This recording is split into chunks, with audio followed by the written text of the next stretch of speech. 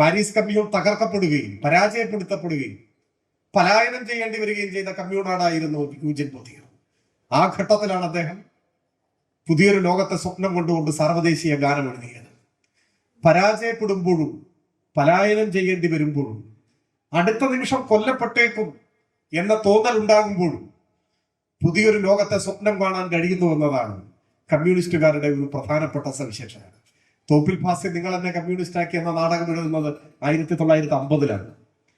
കേരളം മുഴുവൻ, അന്ന് ഐക്യ കേരളമില്ല എങ്കിലും ഈ മലയാള നാട് മുഴുവൻ കമ്മ്യൂണിസ്റ്റുകാരെ വേട്ടയാടിയ ഒരു കാലത്ത്, വെടിവെച്ച് കൊല്ലുന്ന ഒരു കാലത്ത്. ഒഞ്ചിയത്ത് 8 പേരെ വെടിവെച്ച് കൊന്നത് 1948-ലാണ്. പാടിക്കുന്നിൽ സഖാക്കളെ വെടിവെച്ച് കൊന്നത് 1950-ലാണ്. 50-ൽ തന്നെയാണ് സേലം സെൻട്രൽ ജയിലിൽ 22 സഖാക്കളെ വെടിവെച്ച് കൊന്നത്. ഇന്ത്യ സ്വതന്ത്ര റിപ്പബ്ലിക്കായി 15-ാം നാളാണ് ആ മനുഷ്യ കുരുതി നടക്കുന്നത്. സ്വാതന്ത്ര്യാനന്തര ഇന്ത്യയിൽ കമ്മ്യൂണിസ്റ്റ് വേട്ട ഇന്നത്തെ തലമുറയ്ക്ക് സങ്കല്പിക്കാനാവാത്ത വിധം രൂക്ഷമായി നടന്ന ഒരു കാലത്താണ് ശൂരനാട് കള്ളക്കേസിൽ പ്രതിയായി ഒളിവിൽ കഴിയേണ്ടി വന്നപ്പോൾ തോപ്പിൽ ഭാസി നിങ്ങൾ എന്നെ കമ്മ്യൂണിസ്റ്റാക്കി എന്ന നാടകം എഴുതിയത്. ആ സമയത്താണ്, ഈ കമ്മ്യൂണിസ്റ്റ് വേട്ടകളുടെ സമയത്താണ് ആ നാടകം. ആ കാലത്തിന്റെ സൃഷ്ടിയാണ് ആ നാടകം എന്ന് സൂചിപ്പിക്കാനാണ് ഞാൻ ഇവിടെ പറഞ്ഞത്. പക്ഷെ ആ കാലത്തെ മാറ്റുന്നതിലും ആ നാടകം പങ്കുവഹിച്ചു. ആദ്യമായി നിങ്ങൾ എന്നെ കമ്മ്യൂണിസ്റ്റാക്കി രംഗത്ത് അവതരിപ്പിക്കുന്നത് 1952-ലാണ് ചവറയിൽ. നാടകം നിരോധിക്കപ്പെട്ടു. കോൺഗ്രസ് ഗവൺമെന്റാണ് നാടകം നിരോധിക്കപ്പെട്ടു. പക്ഷെ ആ നാടകം ആദ്യമായി രംഗത്ത് അവതരിപ്പിച്ച് 5 കൊല്ലം തികയുന്നതിന് മുൻപ് കേരളത്തിൽ കമ്മ്യൂണിസ്റ്റ് പാർട്ടി അധികാരത്തിൽ വന്നു. കമ്മ്യൂണിസ്റ്റ് വേട്ടയുടേതായ ഒരു കാലം ജന്മം നൽകിയ ഒരു കലാസൃഷ്ടിയാണ് നിങ്ങൾ എന്നെ കമ്മ്യൂണിസ്റ്റാക്കി എന്ന നാടകം. എന്നാൽ ആ കാലത്തെ മാറ്റുന്നതിന് നേതൃത്വം കൊടുക്കാനും ആ സാഹിത്യ സൃഷ്ടിക്ക് ആ നാടകത്തിന് സാധിച്ചു. അതിന് ഒരു പങ്ക് വഹിക്കാൻ ആ നാടകത്തിന് സാധിച്ചു എന്നതാണ് പ്രത്യേകത. അമേരിക്കയിലെ അടിമത്തമാണ് അങ്കിൾ ടോംസ് ക്യാബിൻ എന്ന നോവലിനെ സൃഷ്ടിച്ചതെങ്കിൽ ആ കാലത്തെ മാറ്റുന്നതിന് നേതൃത്വം കൊടുക്കാനും അത്തരമൊരു പങ്ക് വഹിക്കാനും ആ സാഹിത്യകൃതിക്ക് കഴിഞ്ഞു എന്നതാണ് പ്രത്യേകത. ജാതീയതയാണ് ചണ്ടാല ഭിക്ഷുക എഴുതാൻ ആശാനെ പ്രേരിപ്പിച്ചത്, അല്ലെങ്കിൽ ജാതീയത മുറ്റി നിന്ന ഒരു കാലമാണ് ചണ്ടാല ഭിക്ഷുകയും ദുരവസ്ഥയും ഒക്കെ സൃഷ്ടിച്ചതെങ്കിൽ ആ കാലത്തെ മാറ്റുന്നതിന് ഒരു പങ്ക് വഹിക്കാൻ ഈ സൃഷ്ടിക്ക് കഴിഞ്ഞു എന്നതാണ്. നമ്മുടെ കാലം വർഗീയത ഇന്ത്യയുടെ ജീവൻ കവർന്നെടുത്തുകൊണ്ടേയിരിക്കുന്ന ഒരു ഘട്ടത്തിൽ വർഗീയതയ്ക്കെതിരായി മതനിരപേക്ഷതയുടെ കൊടി ഉയർത്താൻ കഴിയുന്ന, അതിന് നമ്മുടെ ജനതയെ ആകമാനം പ്രേരിപ്പിക്കാൻ കഴിയുന്ന കലാസാഹിത്യ സൃഷ്ടികൾ ഒരു കലാസൃഷ്ടിയായി തന്നെ പ്രഭാഷണത്തെയും പരിഗണിക്കുമെങ്കിൽ പ്രഭാഷണങ്ങൾ ഉൾപ്പെടെ രൂപപ്പെട്ടു വരേണ്ടതായിട്ടുണ്ട്. KN എന്ന പേര് ആദ്യമായി ഞാൻ കേൾക്കുന്നതും KN ആദ്യമായി ഞാൻ കാണുന്നതും 10-30 വർഷങ്ങൾക്ക് മുൻപാണ്. കൃത്യമായി പറഞ്ഞാൽ 1993 ജനുവരി മാസം 21-ാം തീയതിയാണ് KN ആദ്യമായി ഞാൻ കാണുന്നതും കേൾക്കുന്നതും. അന്ന് SFIയുടെ മലപ്പുറം ജില്ലാ സമ്മേളനത്തോടനുബന്ധിച്ച് സംഘടിപ്പിക്കപ്പെട്ട ഒരു സാംസ്കാരിക സമ്മേളനം പൊന്നാനിയിലാണ്. ആ സമ്മേളനത്തിൽ സ്കൂൾ വിദ്യാർത്ഥിയായ ഞാനൊരു പ്രതിനിധിയായി പങ്കെടുത്തു. ആ സാംസ്കാരിക സമ്മേളനം ഉദ്ഘാടനം ചെയ്തുകൊണ്ട് പ്രസംഗിക്കുമ്പോഴാണ് KN പ്രഭാഷണം കേൾക്കാനും അദ്ദേഹത്തെ കാണാനും അവസരമുണ്ടായിരുന്നു. അന്നു മുതൽ ഇന്നോളം ഒരു വിദ്യാർത്ഥിയുടെ കൗതുകത്തോടെ ഞാൻ KN പ്രഭാഷണങ്ങൾ കേൾക്കുകയും അദ്ദേഹത്തിന്റെ ലേഖനങ്ങൾ വായിക്കുകയും ചെയ്യുന്ന ഒരാളാണ്. ഏറ്റവും പ്രധാനപ്പെട്ട ഒരു സവിശേഷതയായി എനിക്ക് അനുഭവപ്പെട്ടിട്ടുള്ളത് KN പ്രഭാഷണങ്ങൾ അന്നു മുതൽ ഇന്നു വരെ ഈ കഴിഞ്ഞ 31 വർഷത്തിനിടയിൽ ഞാൻ കേൾക്കാനിടയായ എല്ലാ പ്രഭാഷണങ്ങളിലും എന്തെങ്കിലും പുതിയതായി ഒരു കാര്യം, പുതിയതായി ഒരറിവ്, ഒരു വിവരം ആ പ്രഭാഷണത്തിലുണ്ടാകും. അതാവട്ടെ നമ്മുടെ ചിന്തയെ പ്രകോപിപ്പിക്കുന്നതാണ്, കൂടുതൽ പഠിക്കാനും വായിക്കാനും നമ്മളെ പ്രേരിപ്പിക്കുന്നതുമാവും. ഇപ്പോൾ പലതരത്തിലുള്ള പ്രഭാഷണങ്ങളുണ്ട്, പലതരത്തിലുള്ള പ്രഭാഷണ ശൈലികളുണ്ട്. നമ്മുടെ ഇടയിൽ അത്തരത്തിലുള്ള ശ്രദ്ധേയരായ പ്രഭാഷകന്മാരും ഏറെ പേരുണ്ട്. ഞാൻ അത്തരത്തിലുള്ള ഏതെങ്കിലും പ്രഭാഷണങ്ങളുമായി താരതമ്യപ്പെടുത്താനൊന്നും ആഗ്രഹിക്കുന്നില്ല. പക്ഷേ കെയ്യന്റെ പ്രഭാഷണ ശൈലിയെയും അതിന്റെ ഉള്ളടക്കത്തെയും സംബന്ധിച്ച വളരെ സമഗ്രമായ വിശകലനങ്ങളും വിലയിരുത്തലുകളും ഒക്കെ നിങ്ങൾക്കുണ്ടാവാം. ഞാനതിനെ പക്ഷേ ഏറ്റവും പ്രധാനമായി കാണുന്നത് നേരത്തെ പറഞ്ഞ കാര്യമാണ്. നമ്മുടെ ചിന്തയെ പ്രകോപിപ്പിക്കുന്നതും അതിന് ഇടയാക്കുന്ന ഏതെങ്കിലും നാം അന്നുവരെ കേൾക്കാത്ത അല്ലെങ്കിൽ നാം മനസ്സിലാക്കിയിട്ടില്ലാത്ത ഒരു കാര്യം കെയ്യന്റെ പ്രഭാഷണത്തിൽ എപ്പോഴും ഉണ്ടാകും. അത് ചരിത്രത്തിൽ നിന്ന് ചികഞ്ഞെടുത്ത ഈ കാലഘട്ടത്തെ ധീരമായി അഭിമുഖീകരിക്കാനുള്ള ഊർജം പകർന്നു നൽകുന്ന ഒരു സന്ദർഭമാവാം. അതൊരു പക്ഷെ സമാനമായ സ്വാധീനശേഷിയുള്ള ഏതെങ്കിലും ഒരു കൃതിയിലെ ഭാഗമാവാം. അങ്ങനെ ഏതെങ്കിലും ഒന്ന് ഉണ്ടാവും എന്ന കാര്യം ഉറപ്പാണ്. ഒടുവിലായി കെയ്യന്റെ പ്രഭാഷണം കേട്ടത് പുരോഗമന കലാ സാഹിത്യ സംഘത്തിന്റെ സംസ്ഥാന സമ്മേളന വേദിയിൽ നമ്മുടെ കണ്ണൂരിൽ കഴിഞ്ഞ മാസം സമ്മേളനം നടക്കുമ്പോഴാണ്. ആ പ്രഭാഷണത്തിൽ ഇന്ത്യ ചരിത്രത്തിൽ അധികമാരും മനസ്സിലാക്കിയിട്ടില്ലാത്ത അല്ലെങ്കിൽ നമുക്കങ്ങനെ വായിച്ചെടുക്കാൻ കഴിഞ്ഞിട്ടില്ലാത്ത ഒരു പാഠം കെയ്യൻ അവതരിപ്പിക്കുകയുണ്ടായി. സ്വാതന്ത്ര്യ സമര സേനാനിയായ ബാലഗംഗാധര തിലകനെ സ്കൂളിൽ പഠിക്കുന്ന കാലം മുതൽ നമ്മളെല്ലാം പരിചയപ്പെട്ടിട്ടുള്ളതാണ്. സ്വാതന്ത്ര്യ സമരത്തിന് സംഭാവനകൾ അർപ്പിക്കുമ്പോഴും സാമൂഹ്യ മാറ്റത്തിന് വേണ്ടിയുള്ള പരിശ്രമങ്ങളോട് മുഖം തിരിച്ചു നിന്ന തിലകനെ കുറിച്ചും തുടർ വായനകളിൽ നമ്മൾ മനസ്സിലാക്കിയിട്ടുണ്ടാവും. പക്ഷെ തിലകന്റെ മകൻ ആരായിരുന്നു എന്ന് എനിക്കറിയുമായിരുന്നില്ല, മറ്റുള്ള ആളുകൾക്ക് ഒരുപക്ഷെ അറിയുന്നുണ്ടാവുമായിരുന്നു. തിലകന്റെ മകന് ഇന്ത്യ ചരിത്രത്തിൽ ഇടം എവിടെയാണ്, ആരാണ് അയാൾ എന്ന് സത്യത്തിൽ കെയ്യന്റെ പുരോഗമന കലാ സാഹിത്യ സംഘം സമ്മേളനത്തിലെ പ്രസംഗത്തിലാണ് മനസ്സിലാക്കാൻ കഴിയുന്നത്.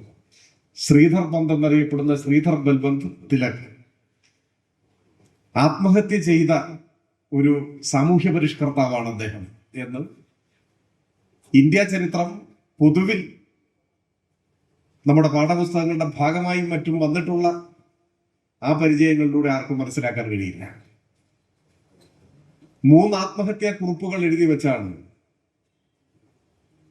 ലോകമാന്യ തിലകന്റെ മകൻ ആത്മഹത്യ ചെയ്തത്. അതിലൊരു ആത്മഹത്യാ കുറിപ്പ് എഴുതിയത് ഡോക്ടർ അംബേദ്കർക്കായിരുന്നു. അംബേദ്കർ പിന്നീട് പറഞ്ഞിട്ടുണ്ട്, ഈ ഭൂമുഖത്ത് ആരുടെയെങ്കിലും പേരിനോട് ചേർത്ത് ലോകമാന്യ എന്ന് ഉപയോഗിക്കാമെങ്കിൽ അത് ശ്രീധർ പന്തിന്റെ പേരിനോടൊപ്പമാണ് എന്നാണ് അദ്ദേഹം പറഞ്ഞത്. ബാലഗംഗാധര തിലകന്റെ പേരിനോടൊപ്പമാണ് എന്നല്ല.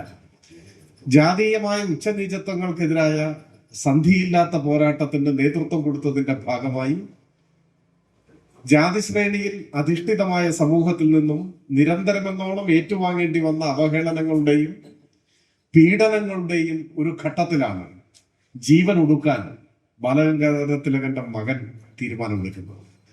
ഞാൻ സൂചിപ്പിച്ചത് നമ്മുടെ രാജ്യത്തിന്റെ ചരിത്രത്തിൽ ഇങ്ങനെ നാം പിന്നെയും പിന്നെയും വായിക്കുകയും ആ വായനയിലൂടെ നമ്മുടെ കാഴ്ചപ്പാടുകളെയും ചിന്തകളെയും ഒക്കെ പ്രകോപനത്തിന് വിധേയമാക്കുകയും ചെയ്യേണ്ട എത്രയോ സന്ദർഭങ്ങളുണ്ട്. അത്തരം സന്ദർഭങ്ങളെ മനോഹരമായി കോർത്തിണക്കി സമകാലിക സാഹചര്യങ്ങളിൽ നാം എന്തു ചെയ്യണം എന്ന് നമ്മെ ചിന്തിക്കാൻ പ്രേരിപ്പിക്കുന്ന പ്രഭാഷണങ്ങളാണ്, എഴുത്തുകളാണ് കെയ്യന്റേത്.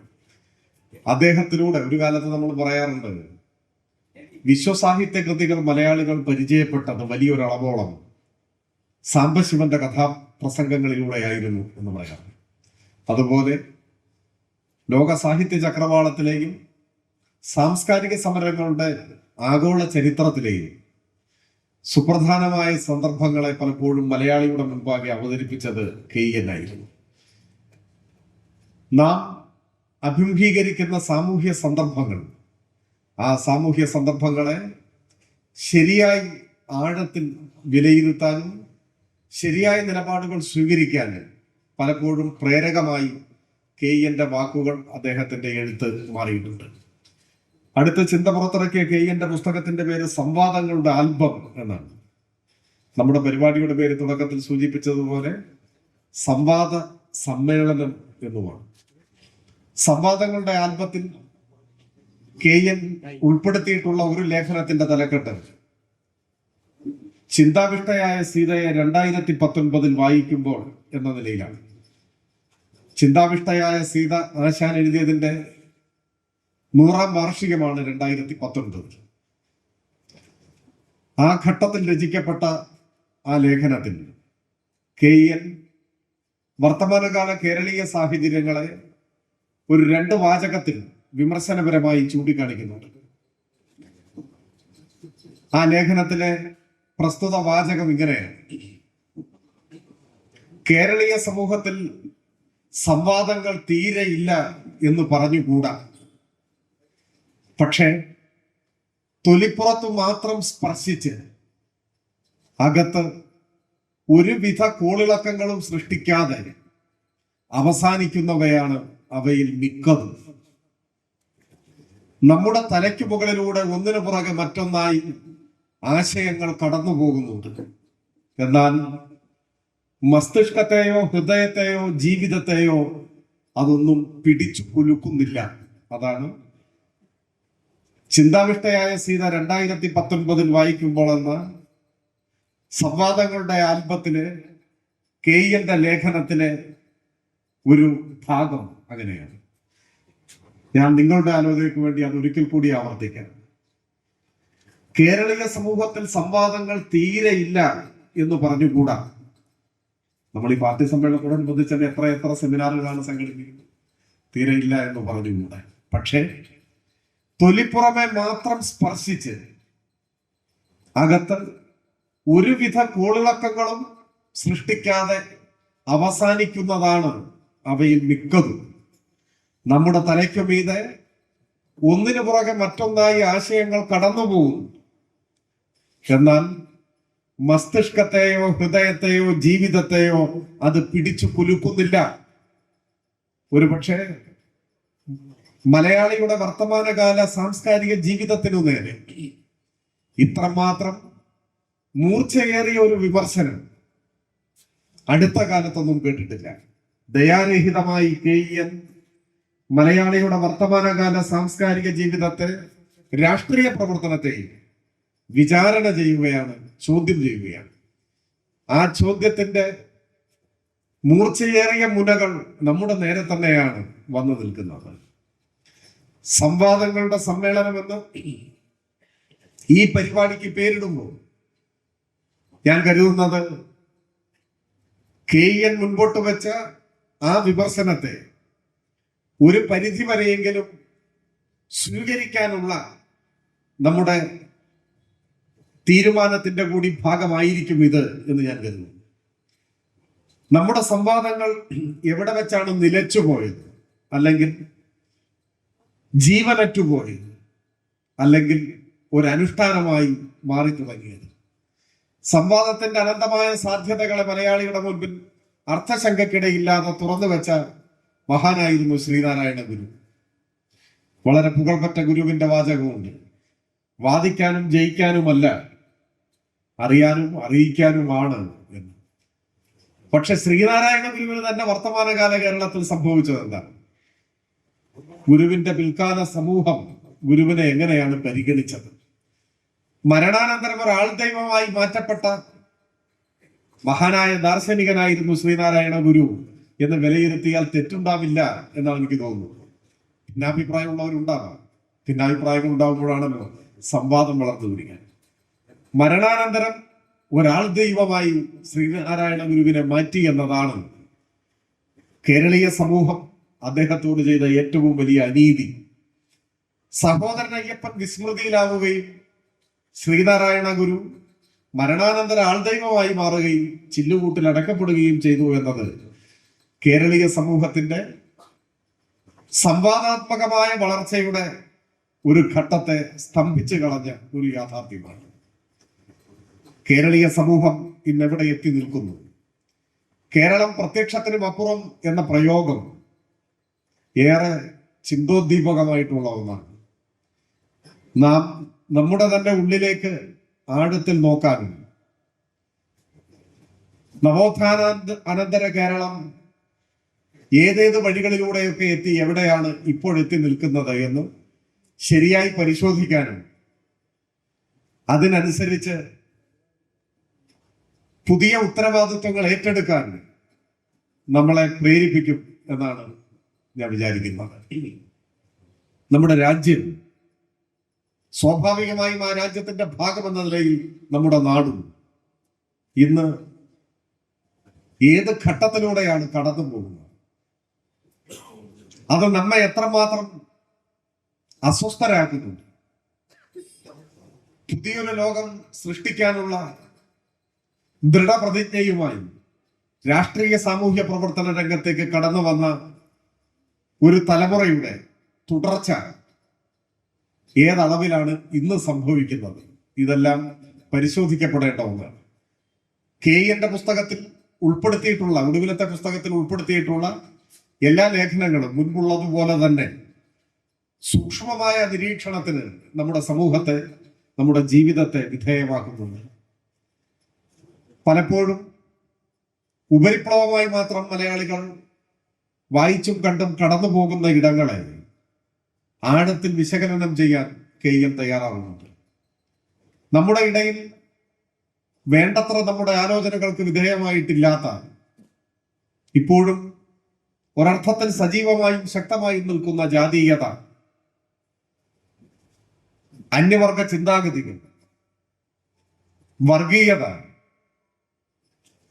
അധികാരാസക്തി, അതിന്റെ ജനവിരുദ്ധമായ സ്വഭാവം, അതിനെയെല്ലാം കെയ്യൻ നിശിതമായ വിമർശനത്തിന് വിധേയമാക്കുന്നുണ്ട്.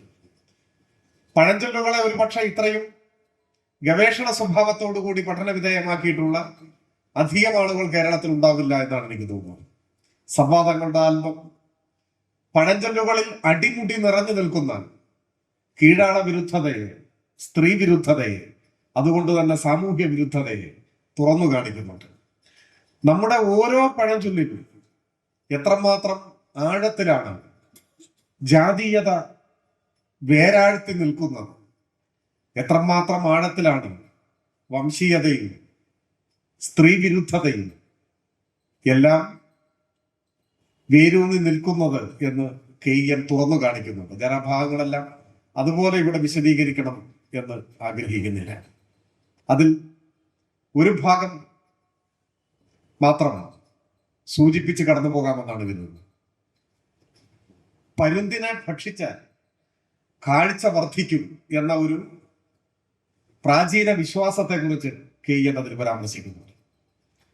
അതോടൊപ്പം രാജാവിന്റെ എച്ചിൽ തിന്നാൽ രോഗം മാറും എന്ന വിശ്വാസവും. കെയ്യൻ അതിനെ വിശേഷിപ്പിക്കാൻ ഉപയോഗിച്ച പദം പരുന്തിനെ കഴിച്ചാൽ, പരുന്തിന്റെ ആഹാരമാക്കിയാൽ കാഴ്ച വർദ്ധിക്കും എന്ന വിശ്വാസത്തെ കെയ്യൻ വിശേഷിപ്പിച്ചിട്ട് ഉപയോഗിക്കുന്ന വാക്ക് പ്രാകൃത വിശ്വാസം എന്നാണ്. പ്രാകൃത വിശ്വാസം.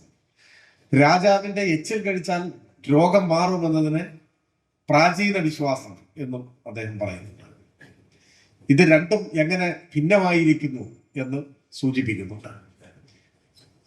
പരുന്തിനെ കഴിച്ചാൽ കാഴ്ചശക്തി വർദ്ധിക്കുമെന്ന വിശ്വാസത്തെ കെയ്യൻ വിശേഷിപ്പിക്കുന്നത് അപഗ്രഥനരഹിതമായ നിരീക്ഷണത്തിൽ നിന്നുണ്ടായ വിശ്വാസം എന്നാണ്.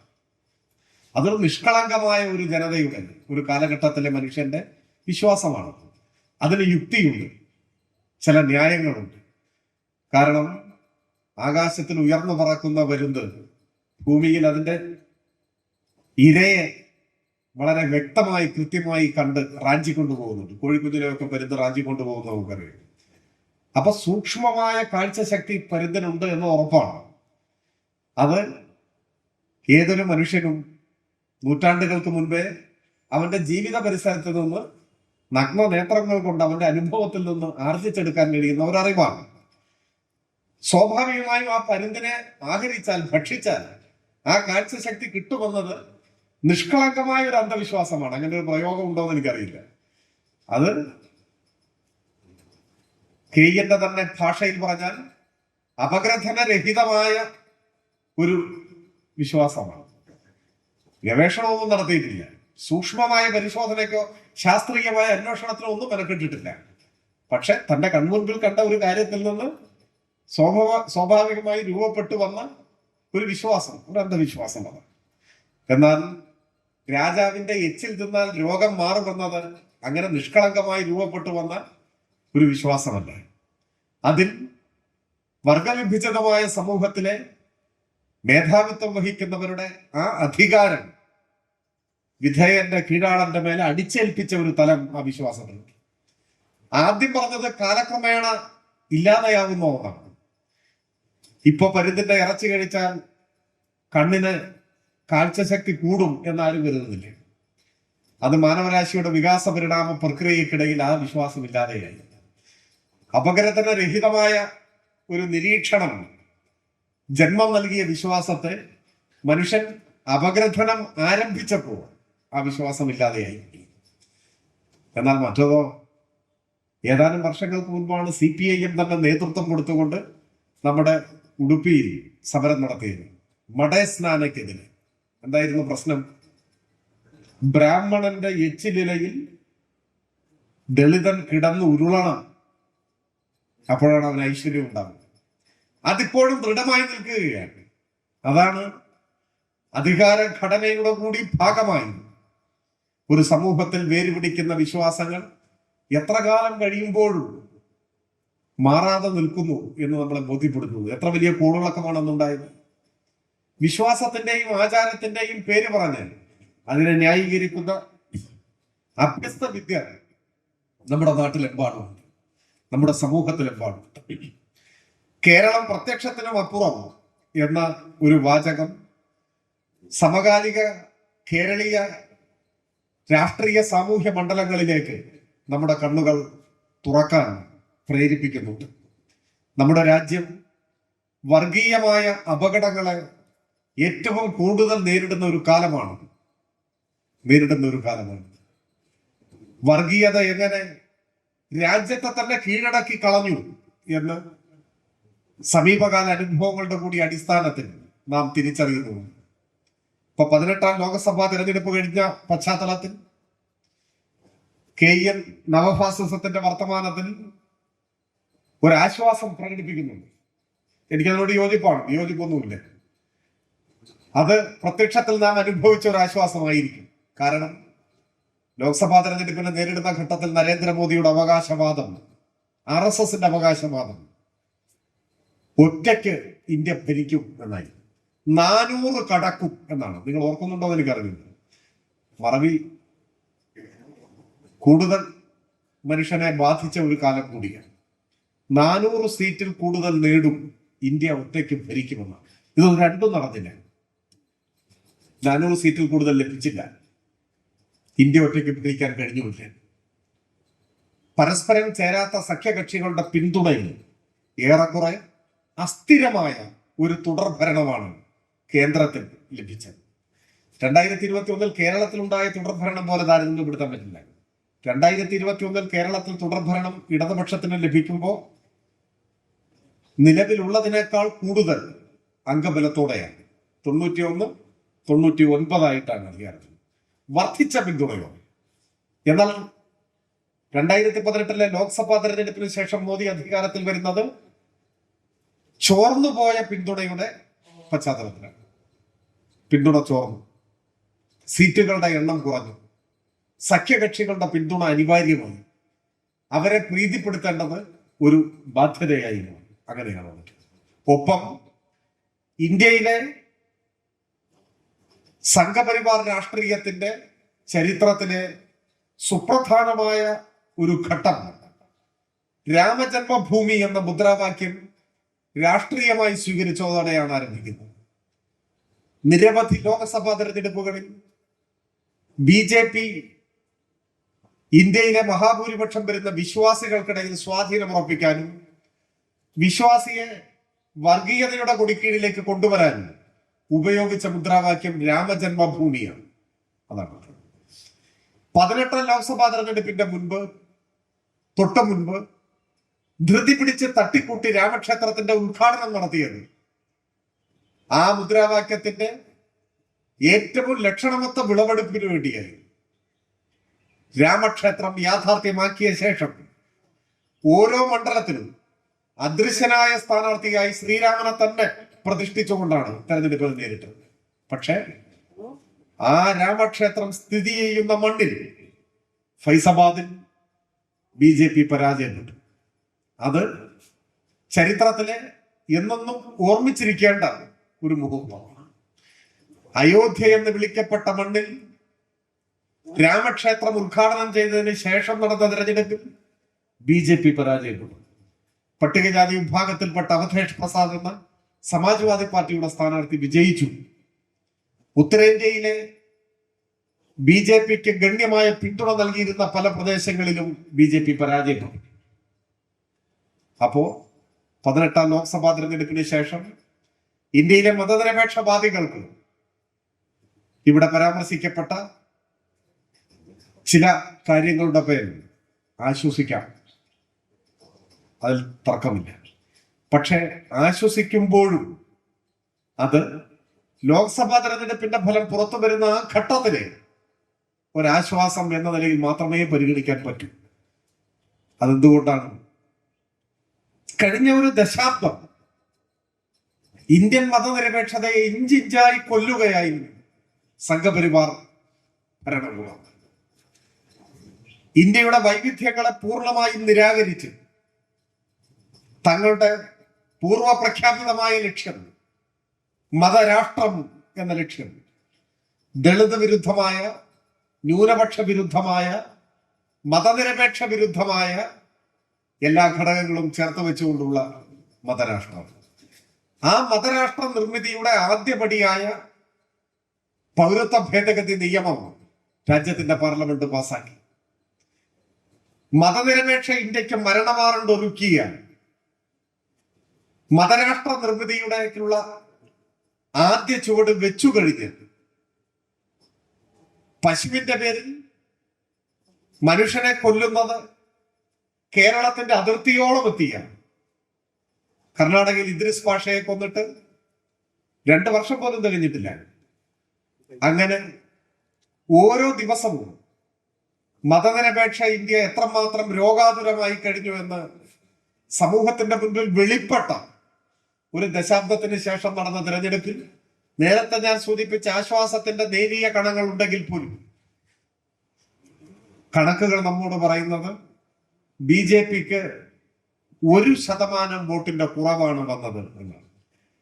2019 ലോക്സഭാ തെരഞ്ഞെടുപ്പിൽ ലഭിച്ചതിനേക്കാൾ 1% വോട്ടാണ് 2024 തെരഞ്ഞെടുപ്പിൽ ഉണ്ടായത്. ഇത്രയൊക്കെ ചെയ്തിട്ട് നമ്മുടെ രാജ്യത്ത് 1% വോട്ടിന്റെ കുറവ് മാത്രമാണ് BJPക്ക് ഉണ്ടായത്. ഒപ്പം കേരളം ഉൾപ്പെടെയുള്ള ദക്ഷിണേന്ത്യൻ സംസ്ഥാനങ്ങളിലേക്ക് കൂടുതൽ സാന്നിധ്യമായി മാറാൻ സംഘപരിവാരത്തിന് ഈ തിരഞ്ഞെടുപ്പിൽ സാധിച്ചു എന്ന ഏറ്റവും വിപൽക്കരമായ ഒരു യാഥാർത്ഥ്യവും നമ്മുടെ മുമ്പിലുണ്ട്. അതുകൊണ്ട് വർഗീയത എന്നത് പരാജയപ്പെട്ടുപോയ ഒരു തെരഞ്ഞെടുപ്പല്ല 18ാം ലോക്സഭാ തെരഞ്ഞെടുപ്പ്. മറിച്ച് ആ അപകടം നമ്മുടെ മുൻപിൽ അതുപോലെ നിൽക്കുന്നു. ഒപ്പം ആ അപകടത്തെ ചെറുത്തു തോൽപ്പിക്കാൻ, നേരിട്ടെതിർത്ത് പരാജയപ്പെടുത്താൻ കഴിയും എന്ന സൂചന ഈ തെരഞ്ഞെടുപ്പ് നൽകുന്നു. ഒരുപക്ഷെ ആ സൂചനയാണ് മതനിരപേക്ഷവാദികൾക്ക് ഒരു പ്രതീക്ഷ നൽകുന്നത്. അത് ഫൈസാബാദിലെ സംഘപരിവാരത്തിന്റെ പരാജയം മുതൽ ഉത്തരേന്ത്യയിൽ പലയിടങ്ങളിലും BJPക്ക് നേരിട്ട തോൽവി, അതെല്ലാം പരാജയപ്പെടുത്താനാവും എന്നൊരു പ്രതീക്ഷയെ 18ാം ലോക്സഭാ തെരഞ്ഞെടുപ്പ് നമുക്ക് നൽകുന്നുണ്ട് എന്നതാണ്. വർഗീയതയ്ക്കെതിരെ നിരന്തരം ഇടവേളകളില്ലാതെ നാം സമരം ചെയ്യേണ്ടതുണ്ട്. അങ്ങനെ പൊരുതി നമുക്ക് തോൽപ്പിക്കാൻ കഴിഞ്ഞേക്കും എന്നൊരു പ്രതീക്ഷ പങ്കുവെക്കുന്നുണ്ട്.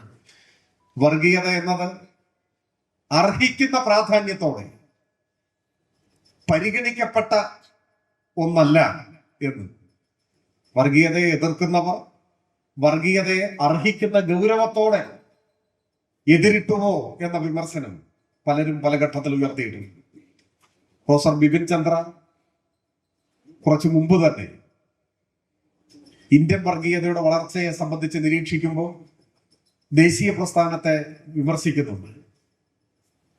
അദ്ദേഹം പറയുന്നത് പണ്ഡിറ്റ് നെഹ്റുവിന്റെയും മറ്റും നേതൃത്വത്തിൽ ദേശീയ പ്രസ്ഥാനം ശക്തമായ ഘട്ടത്തിൽ കരുതിയത് സാമ്രാജ്യത്വ വിരുദ്ധ സമരം തീക്ഷണമാകുന്നു, ഇന്ത്യയുടെ സ്വാതന്ത്ര്യ സമരം ശക്തമായി ഉയർന്നു വരുന്നു, സ്വാഭാവികമായും വർഗീയത ഇല്ലാതെയായിക്കൊള്ളും എന്നാണ്.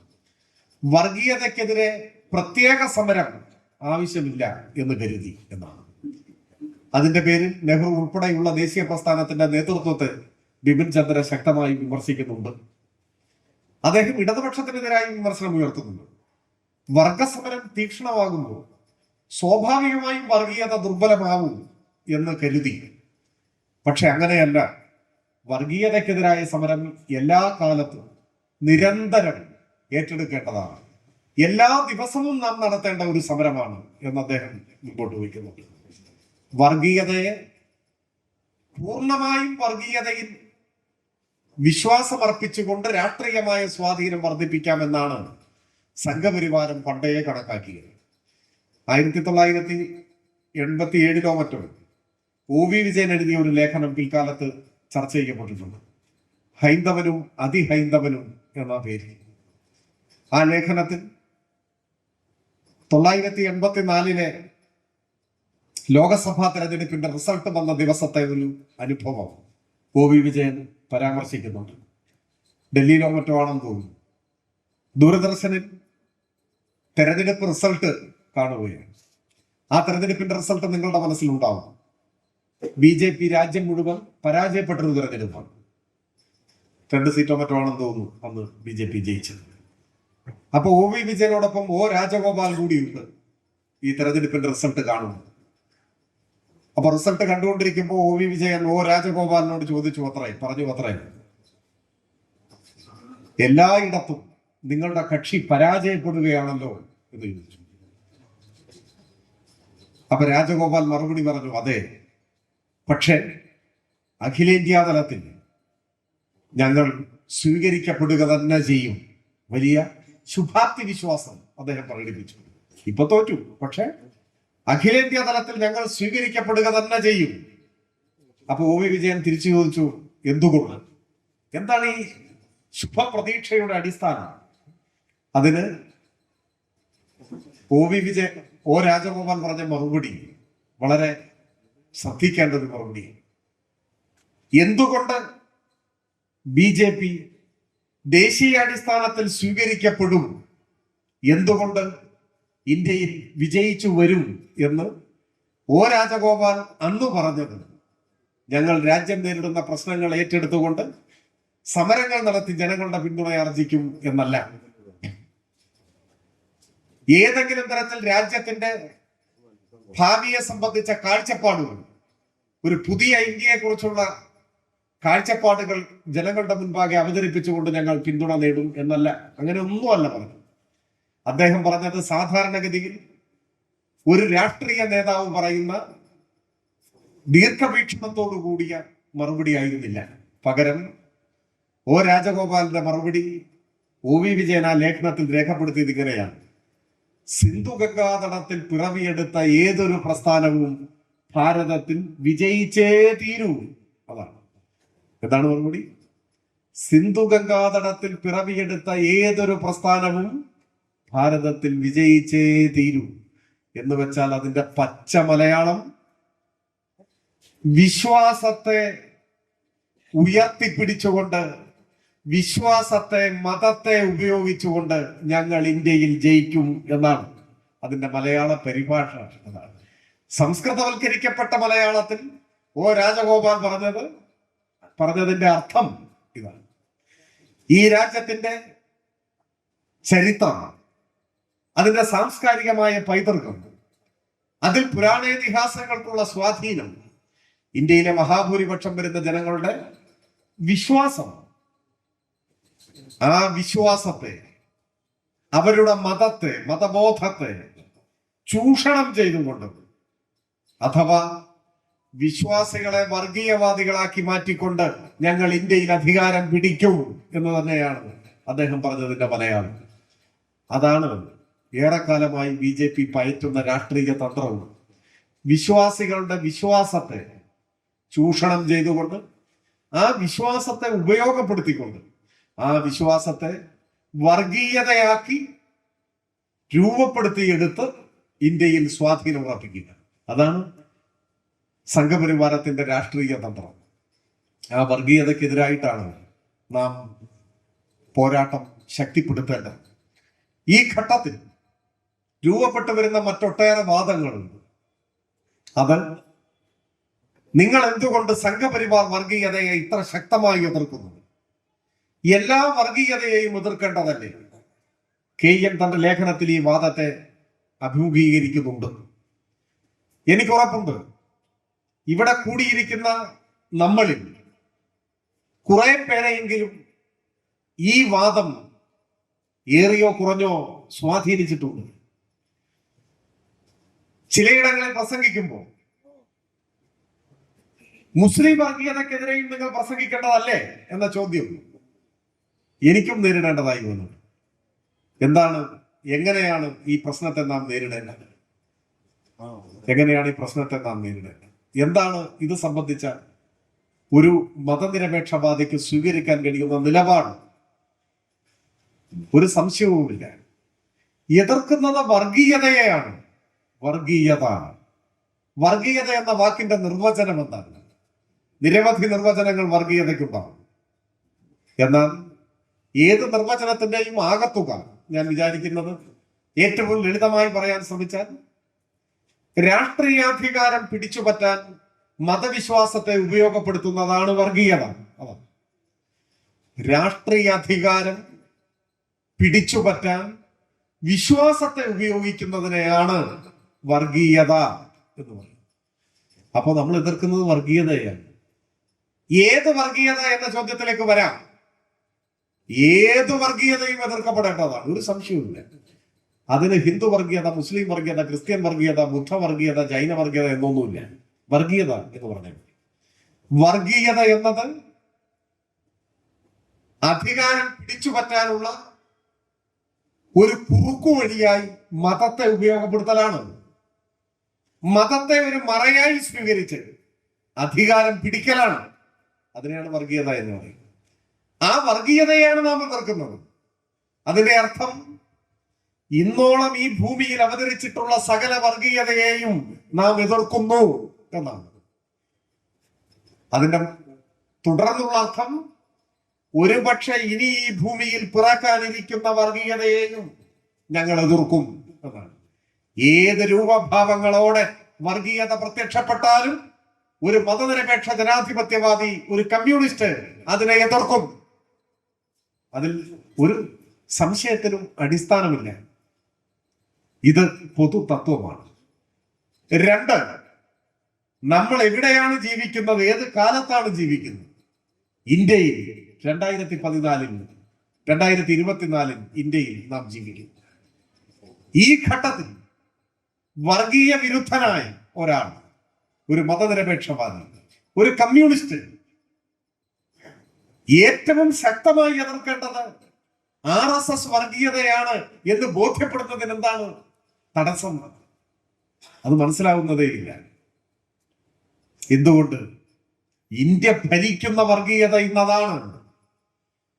അപ്പൊ ചില നിഷ്കളങ്കർ ചോദിക്കുന്നുണ്ട്, നാളെ ഇസ്ലാമിക വർഗീയത ഇന്ത്യയിൽ അധികാരത്തിൽ എത്തിയാലോ?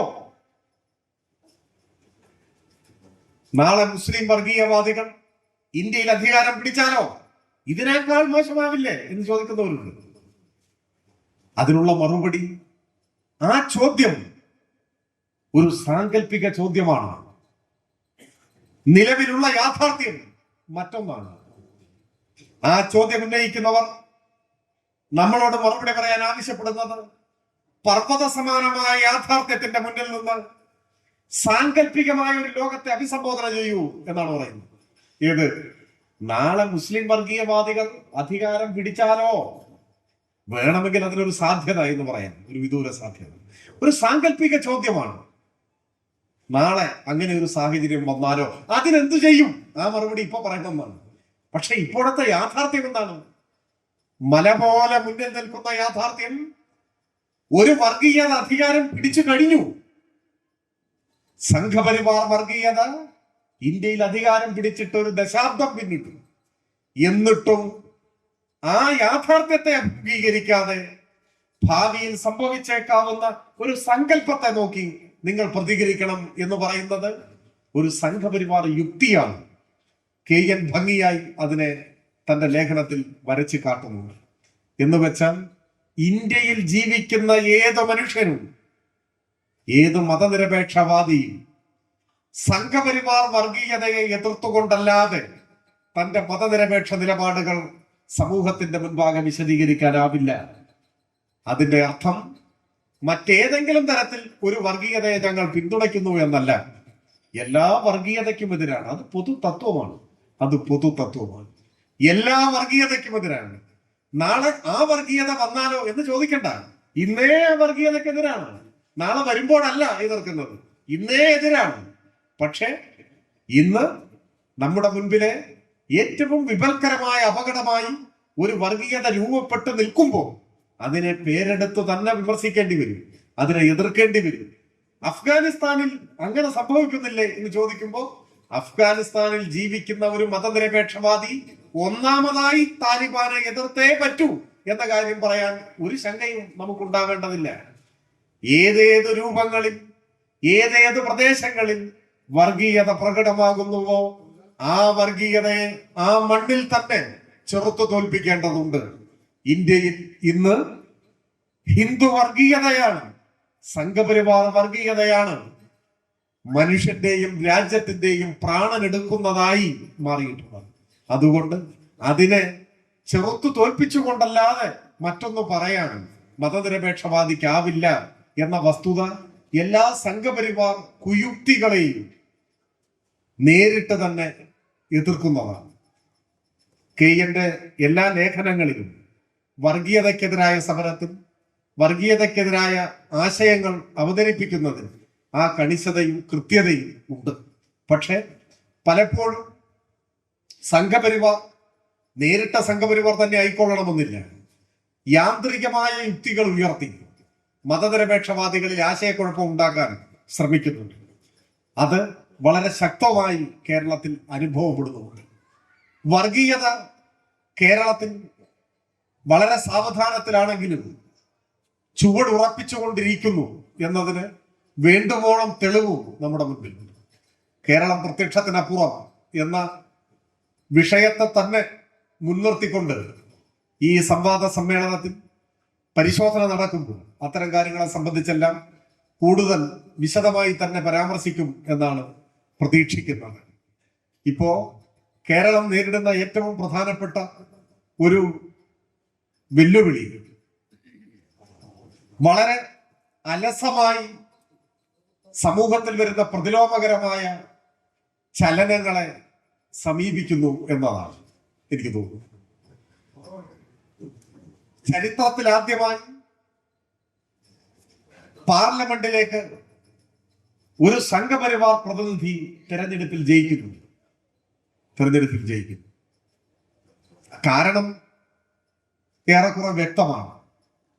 കോൺഗ്രസുമായി ഉണ്ടായ ഒരു ധാരണ, അത് പക്ഷെ പുതിയതൊന്നുമല്ല.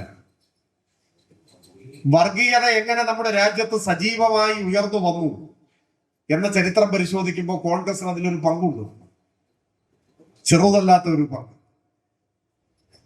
ആ ചരിത്രം മറന്ന് ഇപ്പോഴുണ്ടാവുന്ന മാറ്റങ്ങളെ കാണാൻ പറ്റും. 1947 ആഗസ്റ്റ് 15 ഇന്ത്യ സ്വതന്ത്രയായപ്പോൾ പണ്ഡിറ്റ് നെഹ്റു പ്രധാനമന്ത്രിയായി ആദ്യ മന്ത്രിസഭ അധികാരത്തിൽ വരുന്നു. 15 പേരാണ് നെഹ്റുവിന്റെ ക്യാബിനറ്റിൽ ഉണ്ടായിരുന്നത്. 15 പേർ. അതിൽ മിക്കവരും ദേശീയ നേതാക്കന്മാരായി, സ്വാതന്ത്ര്യ സമര നായകരായി, ദേശീയ സ്വീകാര്യത നേടിയവരാണ്. വല്ലഭായ് പട്ടേലുണ്ട്, മൗലാന അബുൽ കലാം ആസാദുണ്ട്, ഡോക്ടർ അംബേദ്കർ, മലയാളിയായ ജോൺ മത്തായി അക്കൂട്ടത്തിലുണ്ട്, രാജ്കുമാരി അമൃത് കൗറുണ്ട്, അങ്ങനെ പലരും. പക്ഷെ ആ കൂട്ടത്തിൽ ചേരാത്ത ഒരാളാണ് പണ്ഡിറ്റ് നെഹ്റുവിന്റെ ആദ്യ മന്ത്രിസഭയിലെ 15 പേരിൽ ഒരാൾ മറ്റുള്ളവരിൽ നിന്ന് വേറിട്ട് നിൽക്കുന്ന ഒരാളാണ്. അത് മറ്റാരുമല്ല, ഡോക്ടർ ശ്യാമപ്രസാദ് മുഖർജിയാണ്. ഹിന്ദു മഹാസഭയുടെ നേതാവ്, RSSന്റെ നിർദ്ദേശപ്രകാരം പിൽക്കാലത്ത് ഭാരതീയ ജനസംഘം രൂപീകരിച്ചപ്പോ അതിന്റെ സ്ഥാപകൻ ഡോക്ടർ ശ്യാമപ്രസാദ് മുഖർജി എന്ന 24 കാരറ്റ് സംഘപരിവാർ നേതാവ് എങ്ങനെ പണ്ഡിറ്റ് നെഹ്റുവിന്റെ ക്യാബിനറ്റിൽ ഒരു മന്ത്രിയായി വന്നു? നെഹ്റുവിനെ പലപ്പോഴും ആദരവോടെ പരാമർശിക്കാൻ ഒരു മടിയും ഇല്ലാത്തവരാണ് നമ്മൾ. പല ഘട്ടങ്ങളിലും മതനിരപേക്ഷ നിലപാട് ഉയർത്തിപ്പിടിച്ചയാളുമാണ്. അതൊക്കെ അങ്ങനെ നിൽക്കുമ്പോഴും ഈ യാഥാർത്ഥ്യമല്ലാതാവില്ല. സ്വതന്ത്ര ഇന്ത്യയുടെ ആദ്യ ക്യാബിനറ്റിൽ ഒരു RSSകാരൻ എങ്ങനെ മന്ത്രിയായി എന്ന ചോദ്യത്തിന് നെഹ്റുവും ഉത്തരം പറഞ്ഞേ മതിയാവൂ. ആ ചോദ്യമായി നിൽക്കുന്നു ഇന്ത്യ ചരിത്രത്തിൽ. അത് കഴിഞ്ഞ് കൃത്യം 10 കൊല്ലം കഴിയുമ്പോഴാണ് കേരളത്തിൽ EMS ഗവൺമെന്റ് ഉണ്ടാവുന്നത്.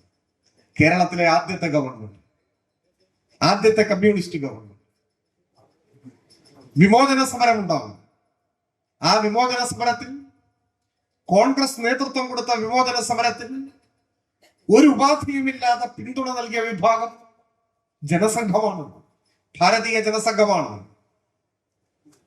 എല്ലാ ജാതിമത ശക്തികളും കോൺഗ്രസും ഒരുമിച്ച് നിന്ന് വിമോചന സമരം നടത്തിയെന്ന് പൊതുവെ പറയുമ്പോൾ ആ വിമോചന സമരത്തിൽ കോൺഗ്രസിനോട് കൈകോർത്ത് നിന്ന മറ്റൊരു സംഘടന ഭാരതീയ ജനസംഘമാണ് എന്ന് കാണാതിരുന്നില്ല. ആ വിമോചന സമരത്തിന്റെ പശ്ചാത്തലത്തിലാണ് 59-ൽ EMS ഗവൺമെന്റിനെ പിരിച്ചുവിടുന്നത്. പുത്രി വത്സലനായ പിതാവ് മാത്രമായി നെഹ്റു മാറിയ ഒരു ചരിത്രത്തിലെ മോശം സന്ദർഭമാണ് പിരിച്ചുവിടുന്നത്. അതിനുശേഷം 1960-ൽ വീണ്ടും തെരഞ്ഞെടുപ്പ് നടന്നു. 1960-ൽ നടന്ന തെരഞ്ഞെടുപ്പ് കേരളത്തിന്റെ 2ാം നിയമസഭാ തെരഞ്ഞെടുപ്പ്. ആ തെരഞ്ഞെടുപ്പിൽ മുഖ്യമന്ത്രിയായിരുന്ന EMS മത്സരിച്ചത് പട്ടാമ്പിയിലാണ്. അന്ന് EMSനെ തോൽപ്പിക്കുക എന്ന ലക്ഷ്യം എതിരാളികൾക്കുണ്ടായിരുന്നു. ആ തെരഞ്ഞെടുപ്പിൽ കോൺഗ്രസ് പട്ടാമ്പിയിൽ പൊതുസ്വീകാര്യനായ ഒരു വ്യക്തി എന്ന നിലയിൽ കൂടി കോൺഗ്രസ് നേതാവ് A. രാഘവൻ നായരെ തെരഞ്ഞെടുപ്പിൽ മത്സരിപ്പിച്ചു EMSനെതിരെ. ആ 60-ലെ തെരഞ്ഞെടുപ്പിലാണ് ജനസംഘം ആദ്യമായി കേരളത്തിൽ മത്സരിക്കുന്നത്. കേരളത്തിലെ എല്ലാ മണ്ഡലങ്ങളിലും മത്സരിച്ചില്ല, 4 സീറ്റിൽ മാത്രം മത്സരിച്ചു. തുടക്കം 4 മണ്ഡലങ്ങളിൽ മത്സരിച്ചാൽ മതി എന്നാണ് തീരുമാനിച്ചത്. അക്കാലത്ത് സംഘപരിവാരത്തിന് കുറച്ചൊക്കെ സ്വാധീനമുള്ള 4 മണ്ഡലങ്ങൾ. അതിലൊന്ന് പട്ടാമ്പിയായി. പട്ടാമ്പി, കോഴിക്കോട്, ഗുരുവായൂർ, അണ്ടത്തോട്, ഈ 4 മണ്ഡലങ്ങളിലാണ് കേരളത്തിൽ ആദ്യമായി BJPയുടെ പ്രാഗ്രൂപമായ ജനസംഘം മത്സരിക്കുന്നത്. RSSന്റെ നിർദ്ദേശപ്രകാരം ദീൻദയാൽ ഉപാധ്യായാണ് ജനസംഘത്തിന്റെ സ്ഥാനാർത്ഥികളെ പ്രഖ്യാപിക്കാൻ കേരളത്തിലേക്ക് വരുന്നു. ഒരു വലിയ സമ്മേളനം വിളിച്ചു ചേർത്ത് 4 സ്ഥാനാർത്ഥികളെയും പ്രഖ്യാപിക്കുന്നു. എല്ലാ സ്ഥാനാർത്ഥികളും പ്രചരണം ആരംഭിക്കും. ഒരു ഘട്ടം കഴിയുമ്പോഴാണ് കോൺഗ്രസിന്റെ നേതാക്കന്മാർ ദീനദയാൽ ഉപാധ്യായെ തന്നെ നേരിട്ട് കണ്ട് ചർച്ച നടത്തുന്നത്. കോൺഗ്രസ് മുമ്പോട്ട് വെച്ചത് ഒരേ ഒരു കാര്യമാണ്, ഞങ്ങളുടെ ലക്ഷ്യം EMSനെ തോൽപ്പിക്കുക എന്നതാണ്. നിങ്ങളുടെയും ലക്ഷ്യം EMSനെ തോൽപ്പിക്കലാണ്. അപ്പോൾ പിന്നെ നമ്മളും നിങ്ങളുമായി വേറിട്ട് നിൽക്കണം. നമുക്ക് ഒരുമിച്ച് ഒറ്റ സ്ഥാനാർത്ഥിയെ നിർത്തി EMSനെ തോൽപ്പിക്കുന്നതല്ലേ പ്രായോഗികം? ഈ ചോദ്യമാണ് കോൺഗ്രസ് മുമ്പോട്ട്. ദീനദയാൽ ഉപാധ്യായ ആ നിർദ്ദേശം സ്വീകരിച്ചു.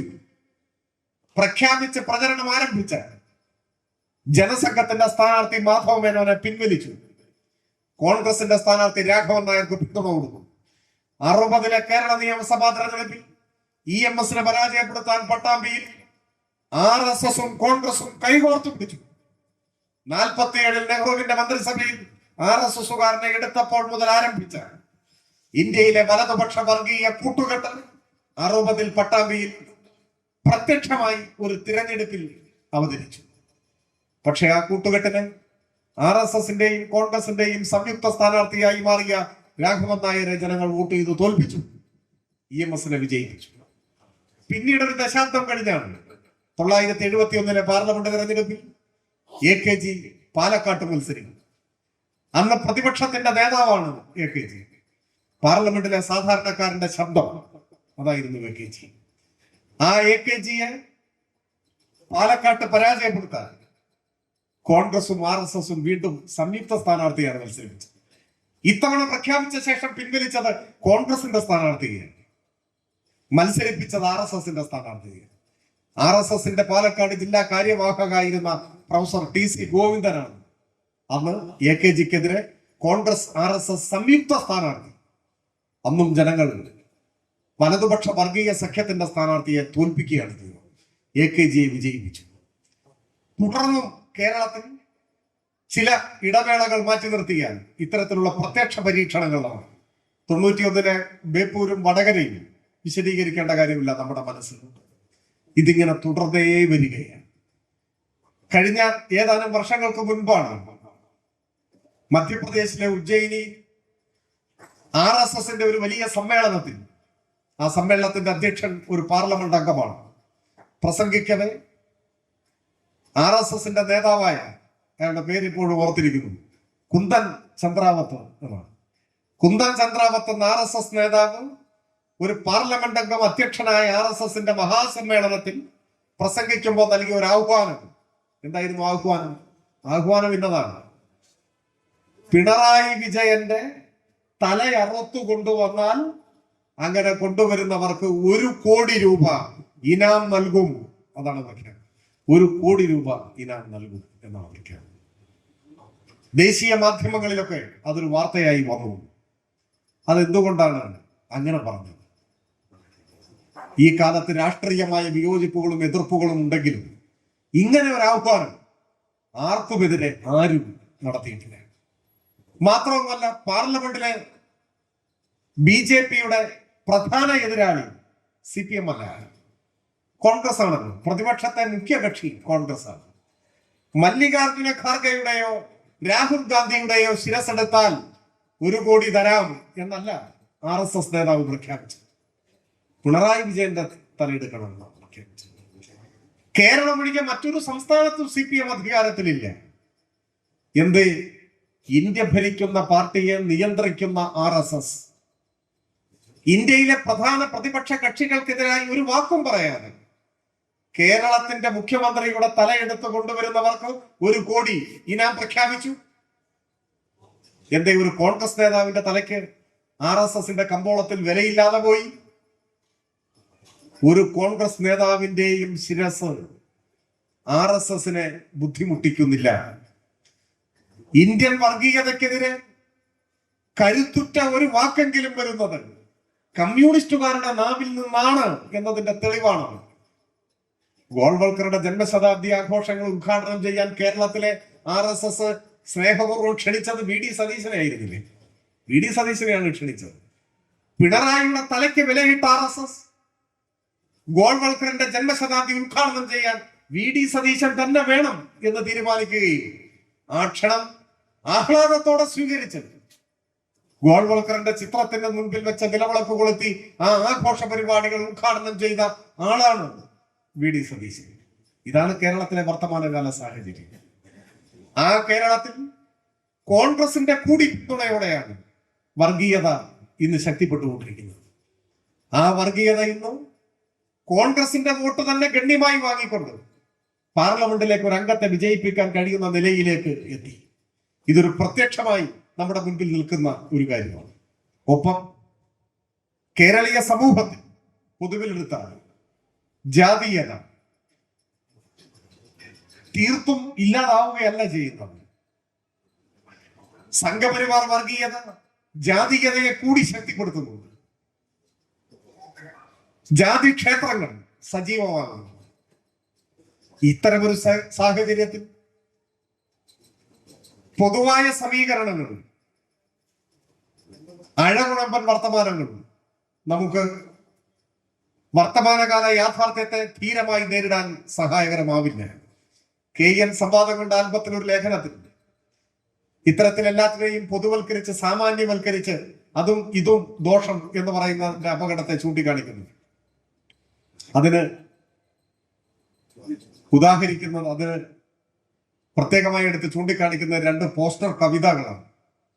അതിലൊന്ന് കരീം മലപ്പട്ടം എഴുതിയ ഒരു കവിത, 4 വരി കവിതയാണ്. കവിതയിലെ വരികൾ ഇങ്ങനെ: ഉച്ചയൂണിന് അമ്പലത്തിൽ കയറിയപ്പോൾ മമ്മദ് രാമനായി, നേർച്ചച്ചോറനായി പള്ളിയിൽ കയറിയപ്പോൾ രാമൻ മമ്മതായി. ഇടവഴിയിൽ വെച്ച് ദൈവങ്ങൾ കൂട്ടിമുട്ടി, അല്ല ഇടവഴിയിൽ വെച്ച് ഏമ്പക്കങ്ങൾ കൂട്ടിമുട്ടി, ദൈവങ്ങൾക്ക് പരിക്കുപറ്റി, അല്ലെ, ദൈവങ്ങൾക്ക് പരിക്കുപറ്റി. ഇതാണ് കവിത. ഇത് വളരെ നിർദോഷമായ ഒരു കവിതയാണ്. ഒരലസ വായനയെ തൃപ്തിപ്പെടുത്തുന്ന കവിതയാണ്. നമുക്ക് സന്തോഷമാണ്, അവിടെ ഇവിടെയും കുഴപ്പമാണ്, അങ്ങനെയല്ല യാഥാർത്ഥ്യം. യാഥാർത്ഥ്യം എന്താണ്? ഉച്ചയൂണിനായി അമ്പലത്തിൽ കയറിയപ്പോൾ മമ്മദ് രാമനായി. അടുത്ത വരി എഴുതാൻ പിന്നെ മമ്മദ് ഇല്ല. അതാണ് ഇന്ത്യൻ യാഥാർത്ഥ്യം. ഉണ്ടോ? അഹിന്ദുക്കൾക്ക് പ്രവേശനമില്ലെന്ന ബോർഡ് തൂങ്ങിയ ഒരമ്പലത്തിൽ ഉച്ചയൂണിന് വേണ്ടി ഒരു മമ്മദ് കയറിയാൽ മമ്മദ് അവിടെ അവസാനിച്ചു. കവിത കഴിഞ്ഞു എന്നല്ല, കഥ കഴിഞ്ഞു. പിന്നെ രണ്ടാമത്തെ വരി ഇല്ല. അതാണ് വർത്തമാനകാല ഇന്ത്യൻ സാഹചര്യം. അതാണ് നിങ്ങൾ കഴിച്ച ഭക്ഷണത്തിന്റെ പേരിൽ നിങ്ങൾ കൊല്ലപ്പെടും എന്നതാണ് സ്ഥിതി. മുഹമ്മദ് അഖലാഖ് കൊല്ലപ്പെട്ടത് ഫ്രിഡ്ജിൽ ബീഫ് സൂക്ഷിച്ചു എന്നാരോപിച്ചാണ്. കെമിക്കൽ എക്സാമിനേഷൻ റിപ്പോർട്ട് വന്നപ്പോൾ അത് ആട്ടിറച്ചിയാണ് എന്ന് തെളിഞ്ഞു. അപ്പൊ അതിന്റെ ഒരർത്ഥം, നിങ്ങൾ ബീഫ് സൂക്ഷിക്കൊന്നും വേണ്ട, നിങ്ങളെ കൊല്ലാൻ തീരുമാനിച്ചാൽ നിങ്ങൾ ആട്ടിറച്ചി സൂക്ഷിച്ചാലും നിങ്ങളെ കൊല്ലും. അത് ബീഫാണെന്ന് പറഞ്ഞാൽ മതി. അതാണ്. ചില ആളുകൾ അന്ന് ചില നിഷ്കളങ്കമായ നെടുവീർപ്പുകൾ നമ്മളെ വല്ലാതെ അസ്വസ്ഥമാക്കുന്ന അനുഭവം ഉണ്ട്. എന്താണ്? അയ്യോ പാവം, ആട്ടിറച്ചിയായിരുന്നു കേട്ടോ, അതാണ് ആട്ടിറച്ചിയായിരുന്നു, പാവം. ബീഫാണെങ്കിലോ, ബീഫാണെങ്കിൽ പാവമല്ല, അല്ലേ? അത് നമ്മൾ അറിയാതെ വന്നു പോകുന്നതാണ്.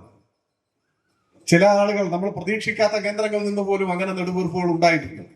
ആട്ടിറച്ചിയായിരുന്നു ആ പാവത്തിന്റെ എന്ന് പറയുന്നത്. അപ്പോ അതിന്റെ മറ്റൊരു ഭാഗം അതാണ്, കൊല്ലപ്പെടാൻ നിശ്ചയിക്കപ്പെട്ടയാൾക്ക് അതിനൊരു കാരണമായി നിങ്ങൾക്ക് പശുവിനെ ഉയർത്തിപ്പിടിക്കാം എന്നുള്ളതാണ്. അതാണ് ഈ കാലഘട്ടം. അപ്പോഴാണ് ഒരു കവിതയിൽ അമ്പലത്തിൽ കയറിയിട്ട് ഇങ്ങനെ കഴിച്ചു, പള്ളിയിൽ കയറിയിട്ട് ഇങ്ങനെ കഴിച്ചു, ആ കവിത അപ്രസക്തമാണ്. ആ കവിതയുടെ 50% മാത്രമാണ് ഇന്ത്യയിൽ നിന്ന് ജീവൻ ഉണ്ടാവും, ബാക്കിയുള്ളത് ജീവൻ ഉണ്ടാവില്ല. ഇത്തരത്തിലുള്ള സൂക്ഷ്മ വായനയ്ക്ക് കെയ്യന് സാധിക്കുന്നു എന്നതാണ് ആഹ്ലാദകരമായ ഒരു കാര്യം. അതിന്റെ പേരിൽ കെയ്യൻ പലപ്പോഴും അനർഹമാവിധം വിമർശിക്കപ്പെടുകയും ആക്രമിക്കപ്പെടുകയും ഒക്കെ ചെയ്യുന്നുണ്ട്. അത് സ്വാഭാവികമാണ്, അതൊക്കെ സ്വാഭാവികമാണ്. നമ്മുടെ ഈ കാലം ഏറെ പ്രശ്ന സങ്കീർണമാണെന്ന്, നാം ധരിച്ചു വെച്ചിട്ടുള്ളതിനേക്കാൾ അപകടകരമാണെന്ന്, ആ അപകടം നമ്മുടെ പടിവാതിൽക്കലോളം മുറ്റവും കടന്നെത്തിക്കുന്നു. സാംസ്കാരിക തലസ്ഥാനം തന്നെ ആ അപകടഗ്രസ്തമായി എന്നുമുള്ള യാഥാർത്ഥ്യത്തെ തിരിച്ചറിഞ്ഞുകൊണ്ട് ഒടുവിലത്തെ സമരത്തിന് തയ്യാറെടുക്കാൻ മടിച്ചു നിൽക്കുന്ന കേരളത്തെയാണ് നാം പ്രകോപിപ്പിക്കേണ്ടത്. ആ കേരളത്തെയാണ് വിചാരണ ചെയ്യേണ്ടത്, അഥവാ നമ്മളെ തന്നെയുമാണ്. നാം നവകേരളം സൃഷ്ടിക്കാൻ തയ്യാറെടുക്കുമ്പോൾ ആ നവകേരളം ഒന്നാമതായി അഭിമുഖീകരിക്കേണ്ടത്, ഒന്നാമതായി ഏറ്റുമുട്ടേണ്ടത് ഈ വിപൽക്കരമായ വർഗീയതയാണ്, അഥവാ വർഗീയ വിപത്തിനെയാണ് എന്ന് തിരിച്ചറിയേണ്ടതുണ്ട്. അതാണ് പലതരത്തിൽ കെയ്യൻ തന്റെ ലേഖനങ്ങളിലൂടെയും പ്രഭാഷണങ്ങളിലൂടെയും വിളിച്ചു പറയാൻ ശ്രമിച്ചിട്ടുള്ളത്. ഒപ്പം തന്നെ സംവാദങ്ങളുടെ ആൽബത്തിൽ ഒട്ടേറെ ആഴമുള്ള സാഹിത്യ സമ്പുഷ്ടമായ ലേഖനങ്ങളുണ്ട്, മികച്ച നിരൂപണങ്ങളുണ്ട്. നമ്മുടെ നാടിന്റെയും ലോകത്തിന്റെ ആകെയും പശ്ചാത്തലത്തിലുള്ള വിശകലനങ്ങളും ആലോചനകളും അതിന്റെ ഭാഗമായിട്ടുണ്ട്. ഞാൻ അതിലേക്കാകെ കടന്നു പോകുന്നില്ല, ഞാൻ സമയം കൂടുതൽ എടുത്തു പോയോ എന്ന ആശങ്ക എനിക്കുണ്ട് താനും. ഞാൻ വാക്കുകൾ ചുരുക്കുകയാണ്. നമ്മുടെ കാലത്ത് നാം ഏറ്റെടുക്കേണ്ട ഏറ്റവും പ്രധാനപ്പെട്ട ഒരു ഉത്തരവാദിത്വം ഈ കാലത്തെ അഭിമുഖീകരിക്കുക എന്ന് തന്നെയാണ്. ഈ കാലത്തിന്റെ സവിശേഷതകളെ ശരിയായി തിരിച്ചറിയുക എന്നത് തന്നെയാണ്. തീ പിടിച്ചു തുടങ്ങിയ ഒരു കാലത്ത് നിശബ്ദരായി നിന്നാൽ അവശേഷിക്കുക ചാരം മാത്രമാവും എന്ന തിരിച്ചറിവ് നമുക്കുണ്ടായില്ലെങ്കിൽ അത് നമ്മുടെ കാലത്തോട് നാം ചെയ്യുന്ന ഒരു അനീതിയായിരിക്കും എന്ന കാര്യത്തിൽ സംശയമില്ല. ഈ കാലത്ത് രചിക്കപ്പെടേണ്ട കവിതകൾ, കഥകൾ, ലേഖനങ്ങൾ, പ്രഭാഷണങ്ങൾ, ശില്പങ്ങൾ എല്ലാ സാംസ്കാരിക ഇടപെടലുകളും മൂർച്ചയേറിയതാവേണ്ടതുണ്ട് എന്ന കാര്യത്തിൽ സംശയമില്ല. സാധാരണ പറയാറുണ്ട്, കലാസാഹിത്യ സൃഷ്ടികളെ എല്ലാ കലാസാഹിത്യ സൃഷ്ടികളുടെയും സൃഷ്ടാവ് എന്ന് പറയുന്നത് കാലമാണ്. ഏതെങ്കിലും ഒരു വ്യക്തിയിലൂടെ കാലം അത് നിർവഹിക്കുകയാണ്.